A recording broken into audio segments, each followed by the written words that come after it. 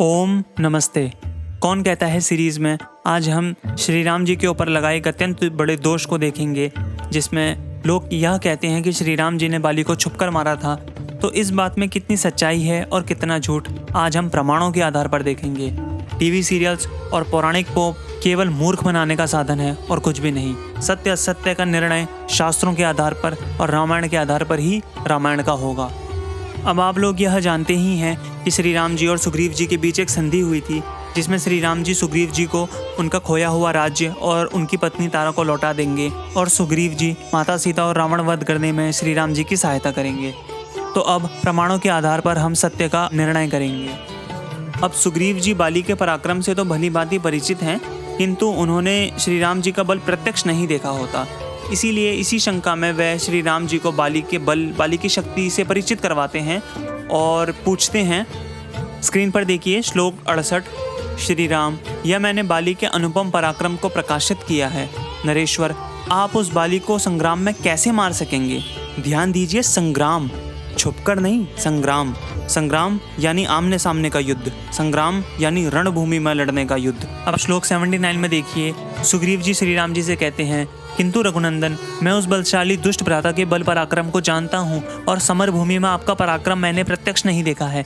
ध्यान दीजिए, यहाँ पर समर भूमि लिखा है, छुपकर मारने की दोबारा कोई बात नहीं कही गई है।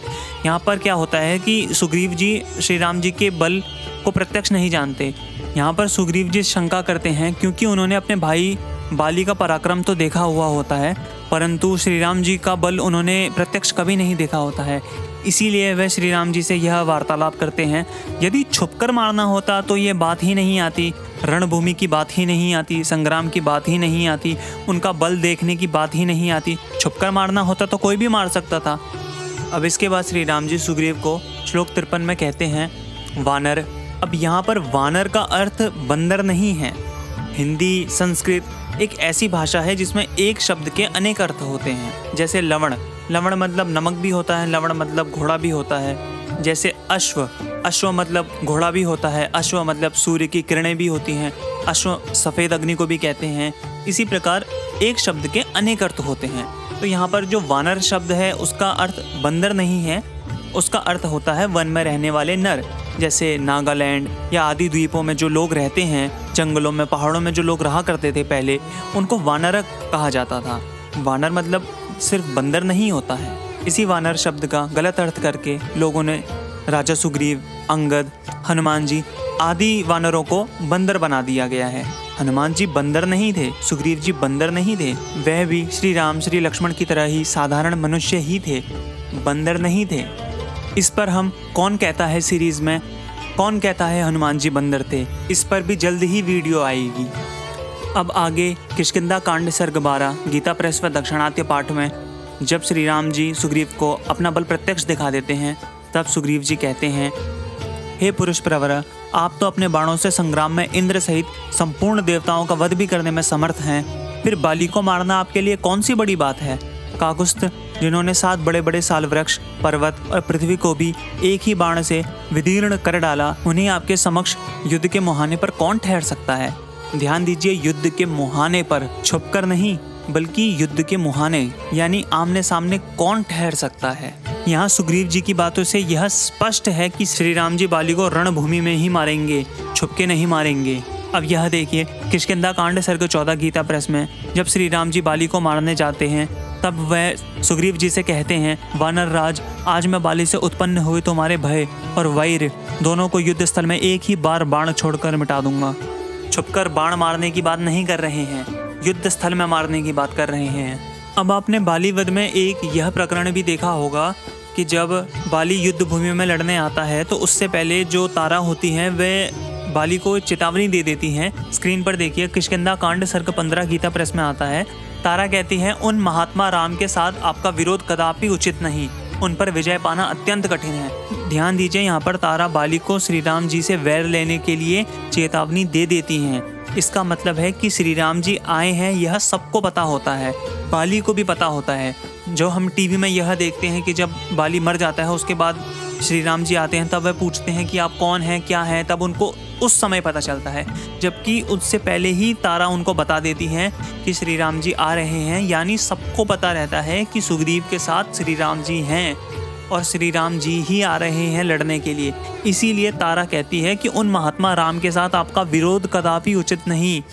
श्री राम जी के साथ विरोध, सुग्रीव के साथ विरोध नहीं, सुग्रीव के साथ लड़ाई नहीं होती है, श्री राम जी से लड़ने की बात चल रही है यहाँ पर कि उन महात्मा राम के साथ आपका विरोध कदापि उचित नहीं, उन पर विजय पाना अत्यंत कठिन है। ध्यान दीजिए, उन पर विजय लिखा है क्योंकि बाली श्री राम जी से लड़ने जाता है, सुग्रीव से नहीं। फिर आगे कहती हैं, मैं आपके हित की ही बात कहती हूँ, आप इसे ध्यान देकर सुनिए, केवल रोष का ही अनुसरण ना कीजिए। कौशल राजकुमार श्री राम इंद्र के समान तेजस्वी हैं, उनके साथ वैर बांधना आपके लिए कदापि उचित नहीं है। अब जब श्री राम जी बाली को युद्ध भूमि में मार डालते हैं, तब जब यह सूचना किष्किंधा जाती है, तब तारा बाहर आती हैं। तारा यह देखती है कि बाहर कोलाहल मचा हुआ है, सारे वानर इधर उधर भाग रहे हैं और उनके पुत्र अंगद को चारों ओर से वानरों ने घेरा हुआ होता है। तब तारा जब यह पूछती हैं कि यह कोलाहल क्यों मचा हुआ है, तब वानर उत्तर में कहते हैं, देवी अभी तुम्हारा पुत्र जीवित है, तुम लौट चलो और अपने पुत्र अंगद की रक्षा करो। श्री राम का रूप धारण करके स्वयं यमराज आ पहुंचा है, जो बाली को मारकर अपने साथ ले जा रहा है। बाली के चलाए हुए वृक्षों और बड़ी बड़ी शिलाओं को अपने वज्रतुल्य बाणों से विदीर्ण करके श्री राम ने बाली को मार गिराया है, मानो वज्रधारी इंद्र ने वज्र के द्वारा किसी महान पर्वत को धराशायी कर दिया हो। इंद्र के समान तेजस्वी इन वानर श्रेष्ठ बाली के मारे जाने पर यह सारी वानर सेना श्री राम से पराजित होकर भाग खड़ी हुई है। और फिर बालकांड प्रथम सर्ग श्लोक नंबर 70 में जब देवर्षि नारद वाल्मीकि जी को राम कथा सुनाते हैं, तब भी वह यह कहते हैं कि सुग्रीव के कथानुसार उस संग्राम में वाली को मारकर उसके राज्य पर राम ने सुग्रीव को ही बिठा दिया है। और फिर सुंदरकांड सर्ग 35 गीता प्रेस श्लोक नंबर 52 में जब श्री हनुमान माता सीता से अशोक वाटिका में मिलते हैं, तब वहाँ पर भी वे यही कहते हैं कि युद्ध में वेगपूर्वक बाली को मारकर श्री राम ने सुग्रीव को समस्त रीक्ष और वानर वर्ग के लोगों का राजा बना दिया है। तो देखा आपने, श्री राम जी ने बाली को छुपकर नहीं बल्कि रणभूमि में सामने सामने मारा था। तो श्री राम जी के ऊपर जो यह दोष लगाते हैं कि श्री राम जी ने छुपकर मारा था, तो यह कुछ भी नहीं बल्कि एक मिथ्या, एक झूठ है जो फैला दिया गया है। टीवी सीरियल्स को धार्मिक ना बनाएं, टीवी को धर्म ना बनाएं, शास्त्रों को पढ़ें, रामायण को पढ़ें, सत्य असत्य का निर्णय करें, सत्य का ग्रहण करें और असत्य का ही त्याग करें। यही ऋषि परंपरा है। ओम नमस्ते।